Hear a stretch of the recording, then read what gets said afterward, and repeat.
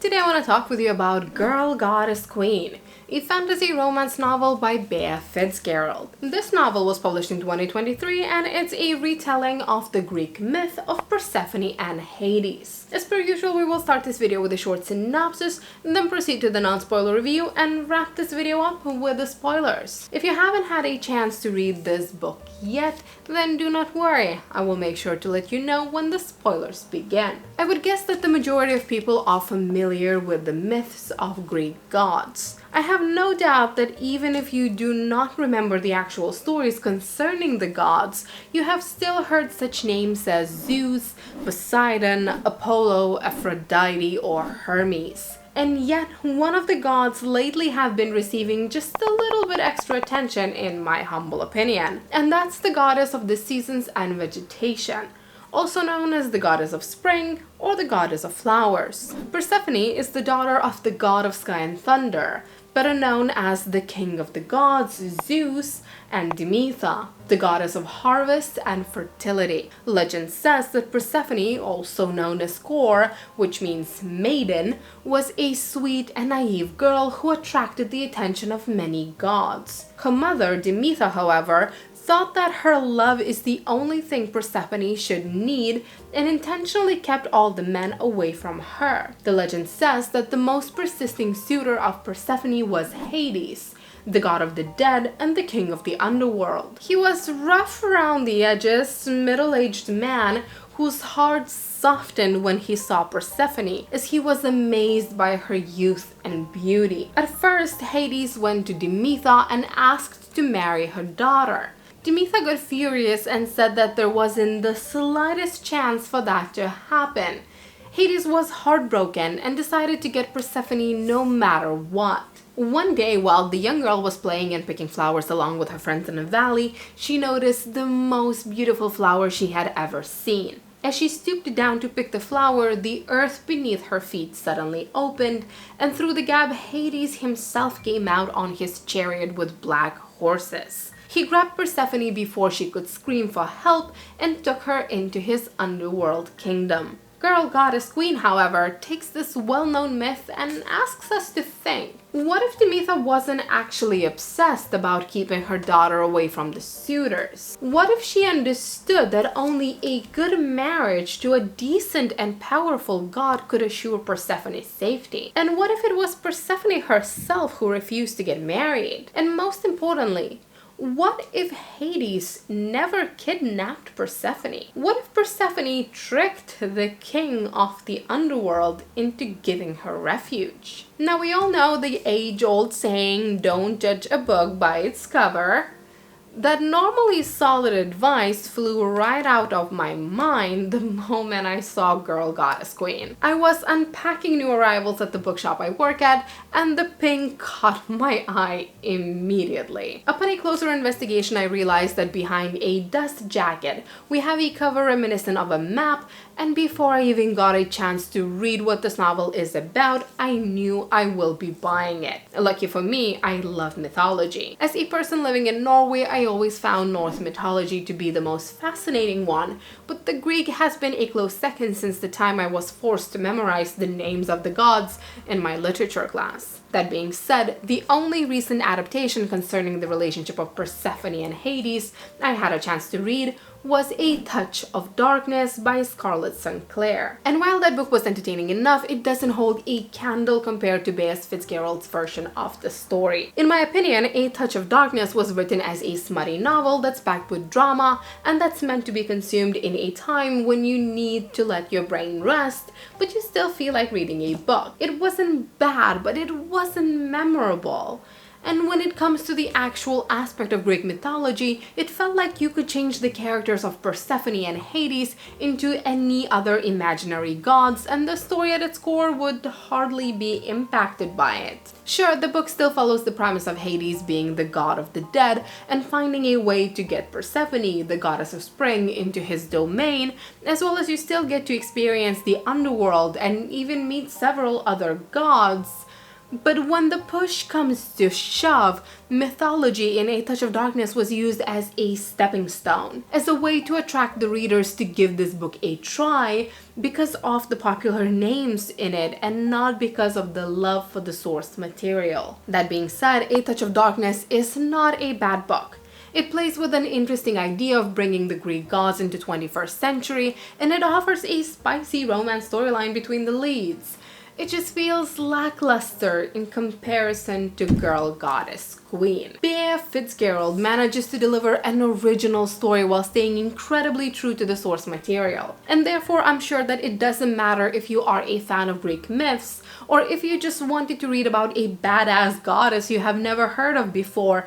In this novel, you will find something to enjoy. It offers you a wonderfully crafted world that feels eternal and limitless, as well as it offers you multi-dimensional characters. Except for Zeus, all the characters that take a significant amount of space in this novel all have their own motivations for being who they are. None of them are truly evil nor truly pure.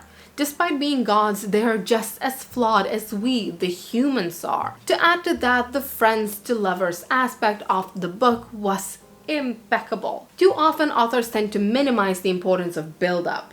Too often, they tell me about the unbreakable bond our characters share without actually bothering to show it to me, to slowly nurture it, which was absolutely not the case in this book. The friendship between Persephone and Hades was one of the most entertaining parts of the novel. These two built such a strong foundation that by the end of the book, you knew that whatever happens, these two will be okay. These two will never give up on each other. These two are simply meant to be as lovers or as friends. So if you haven't read Girl Goddess Queen yet, but if you are into Greek mythology, fantasy, or entertaining action-driven enemies to friends to lovers romance stories, then you should definitely give this novel a try. That being said, we should move to the spoiler review so we could talk about the similarities and the differences between the book and the myth a little bit more. So as I have mentioned before, the attention to the detail in the story is exquisite. I thought we could start the spoiler review with some details from the original Greek myth that ended up being used in this novel. First and foremost, we have the way Persephone ended up in the underworld. Sure, we know that in the myth she was kidnapped, but in this book she jumped. In either story, though, it happened in the field of flowers. In the myth, Persephone found a most beautiful flower just seconds before the earth opened, while in the novel, Persephone created a unique flower to honor Hades before destroying it in order to get his attention. In both stories, Persephone falls in love with Hades, and in both stories, Helios, the god of the sun, is the one who witnesses this whole thing. In both stories is Hecate who suggests asking Helios to share what he might have seen. In the original myth, to punish gods and to grieve, Demeter decided to take a long and indefinite leave from her duties as the goddess of harvest and fertility with devastating consequences. The earth began to dry up. Harvest failed. Plants lost their fruitfulness, animals were dying for lack of food, and famine spread to the whole earth. Well, in the novel, for the longest time, we were led to believe that all the misery that fell upon the mortal realm is indeed to be blamed on Demeter. In the myth, Hades learns about Demeter's wish to get her daughter back, and in order to prevent it, he tricks his young wife into eating a few seeds of the pomegranate fruit, tying her to the underworld. While Girl Goddess Queen Persephone fights for her right to stay in the underworld.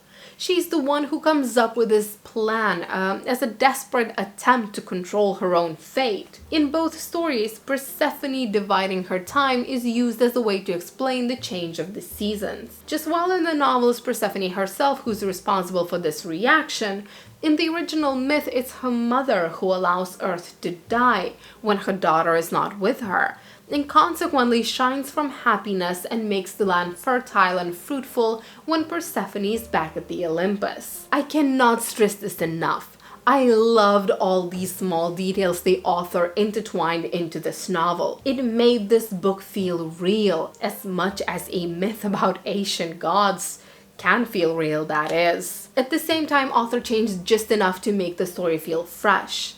This new version gave agency to Persephone.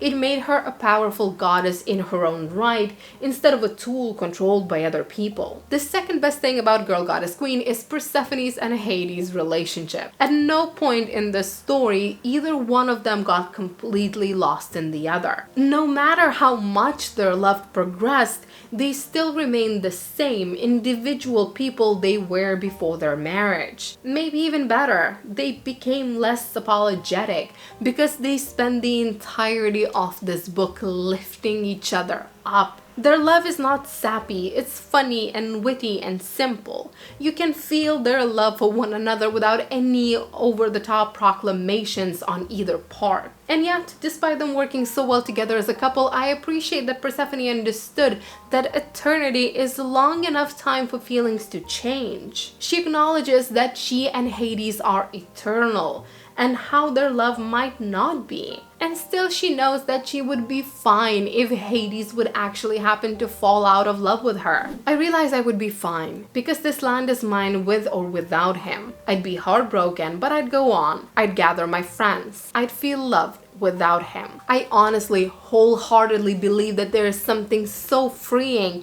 in understanding that the life doesn't end even if your relationship might one day. That you can love and you can lose and that the life will move on. Wanting someone in your life rather than needing them might be the best reason of being in a relationship. And Persephone in this scene shows a certain level of maturity that usually only comes with life experience. She understands and accepts the fact that their love story, which, let me remind you, at that point haven't even truly started yet, might one day end. And that just because there might be an end, it doesn't mean that what they have is not worth experiencing or dedicating yourself to. Overall, I had a lot of fun reading about the gods and how not all black or white most of them are. I appreciate Persephone's own realization that she isn't the only goddess forced to act or look a certain way in order to appease those around her. Everyone there are playing their own individual roles depending on what the world needs them to be. And it isn't just goddesses either. Hades was a perfect example of a male god being imprisoned by his gender expectations. While at times Hades might seem a little too perfect,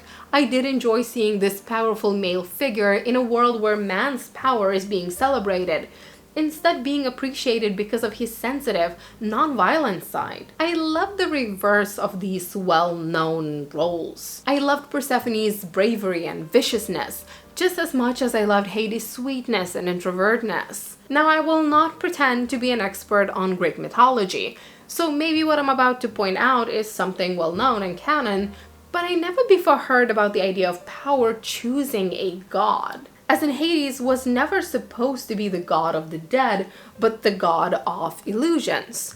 The same way Persephone is supposed to be the goddess of life. Maybe it's simply the author's way of adding something new to their characters in order to make Persephone stronger than she was originally set out to be, but I really like the idea of it. I like that it's not just Zeus giving out the powers, and it's not even the destiny that is in charge of your power, but it's the character's choices in combination with the other two that opens up the god's true potential. Sure, Zeus gave Persephone the power over flowers, and sure, you could say that she was born into the power as any other goddess, but she also chose to travel to the underworld. And if she would have chosen differently, her power would never have truly blossomed. The same way power picks a god depending on their character, I found it rather interesting how the name the god is given sets someone into a mold of who they are supposed to be. Persephone has been given a name, Kore, and the moment that happened, she was forced to deny her true nature and adapt her behavior in order to fit her name, as if the name defines a person more than their actions do. Lastly, I want to touch upon Persephone's plan of making gods irrelevant. It was a shortly mentioned side plot which didn't take a lot of space in the book, yet I thought it was so very clever. We don't really know what year Girl Goddess Queen is set in, but we know that it is well before our time. And therefore, we know that Persephone has succeeded in making people question gods, in diminishing their power over us, and essentially making them useless. It's funny to think how much power people hold over religion, over gods. Every religion has risen because of the masses. Every god was followed and worshipped because people chose to do it. As well as many religions have fallen or been turned into tales and myths over the centuries, simply because the people decided so. Overall, I enjoyed this novel much more than I thought I would. It's a very simple read that still feels authentic, still encourages you to think. It's fun, it's entertaining, and it's memorable. And at least as of now, Girl Goddess Queen is a standalone novel. And I don't know about you, but to me, reading a standalone fantasy novel is always a nice change of pace. But that's just my opinion. What about yours?